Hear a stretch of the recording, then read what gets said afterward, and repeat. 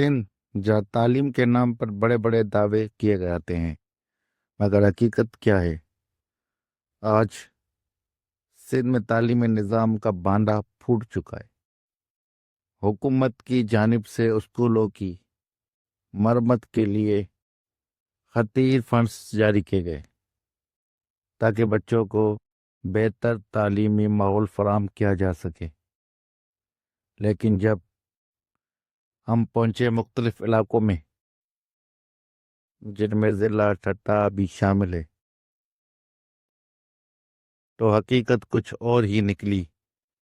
یہ دیکھیں، ٹوٹی ہوئی دیواریں، خستہ حال چھتیں اور نامکمل کام۔ کاغذوں میں سب کچھ مکمل، لیکن زمینی حقیقت اس کے بالکل برعکس۔ سوال یہ، کیا یہ فنڈز واقعی اسکولوں پر خرچ ہوئے یا پھر یہ رقم کہیں اور منتقل کر دی گئی؟ مقامی ذرائع کے مطابق مرمت کے کام میں شدید بے ضابطگیاں سامنے آئی۔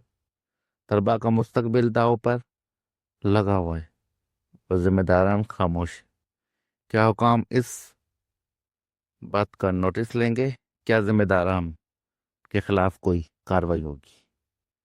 ہماری کوشش ہے کہ آپ تک سچ پہنچائے، بلا خوف بلا دباؤ کے۔